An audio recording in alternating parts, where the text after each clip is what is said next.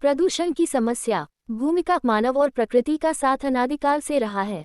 वह अपनी आवश्यकताओं यहाँ तक कि अपना अस्तित्व बचाने के लिए प्रकृति पर निर्भर रहा है। मानव ने ज्यों ज्यों सभ्यता की ओर कदम बढ़ाए, त्यों त्यों उसकी जरूरतें बढ़ती गईं।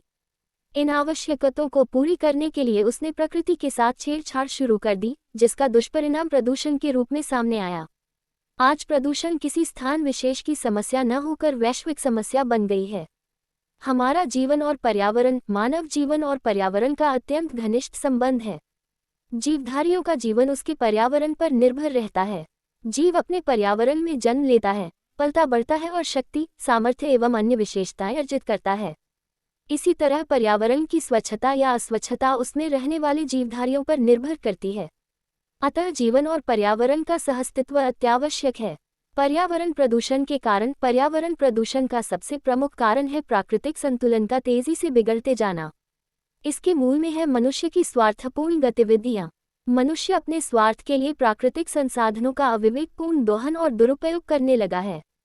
इससे सारा प्राकृतिक तंत्र गड़बड़ हो गया। इससे वैश्विक ऊष्मीकरण का खतरा बढ़ गया है। अब तो प्रदूषण का हाल यह है कि शहरों में सर्दी की ऋतु इतनी छोटी होती जा रही है कि यह कब आई कब गई इसका पता ही नहीं चलता है।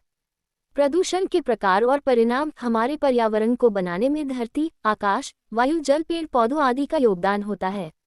आज इनमें से लगभग हर एक प्रदूषण का शिकार बन चुका है। पर्यावरण के इन अंगों के आधार पर प्रदूषण के विभिन्न प्रकार माने जाते हैं, जैसे वायु प्रदूषण, जल प्रदूषण आदि। 1. वायु प्रदूषण। जिस प्राणवायु के बिना जीवधारी कुछ मिनट भी जीवित नहीं रह सकते, वही सर्वाधिक विषैली एवं प्रदूषित हो चुकी थी। इसका कारण वैज्ञानिक आविष्कार एवं बढ़ता औद्योगिकरण है। इसके अलावा धुआं, उगलते अनगिनत वाहनों में निकलने वाला जहरीला धुआं भी वायु को विषैला बना रहा है। उसी वायु में सांस लेने से श्वास नली एवं फेफड़ों से संबंधित अनेक बीमारियां हो जाती हैं, जो व्यक्ति को असमय मौत के मुंह में धकेल देती हैं।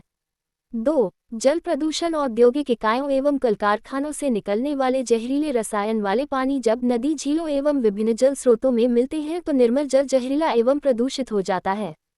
इसे बढ़ाने में घरों एवं नालों का गंदा पानी भी एक कारक है।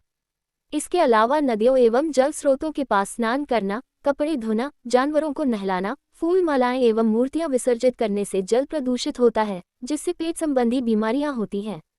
3. ध्वनि प्रदूषण। सड़क पर दौड़ती गाड़ियों के हॉर्न की आवाजें, आकाश में उड़ते विमान का शोर एवं कारखानों में मोटरों की खटपट के कारण ध्वनि प्रदूषण बढ़ता जा रहा है।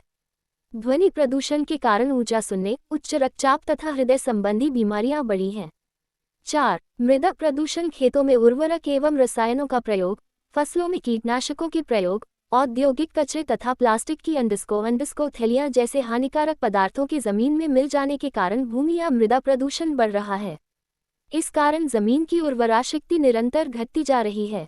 प्रदूषण रोकने के उपाय। प्रदूषण रोकने के लिए सबसे पहले पेड़ों को कटने से बचाना चाहिए तथा अधिकाधिक पेड़ लगाने चाहिए। कल कारखानों की चिमनियों को इतना ऊंचा उठाया जाना चाहिए कि इनकी दूषित हवा ऊपर निकल जाए। इनके कचरे को जल स्रोतों में मिलने से रोकने का भरपूर प्रबंध किया जाना चाहिए। घर के अपशिष्ट पदार्थों तथा पेड़ों की सूखी पत्तियों का उपयोग खाद बनाने में किया जाना चाहिए। उपसंहार। प्रदूषण की समस्या विश्वव्यापी एवं जानलेवा समस्या है। इसे रोकने के लिए व्यक्तिगत प्रयास के अलावा सामूहिक प्रयास की आवश्यकता है। आइए इसे रोकने के लिए हम सब भी अपना योगदान दें।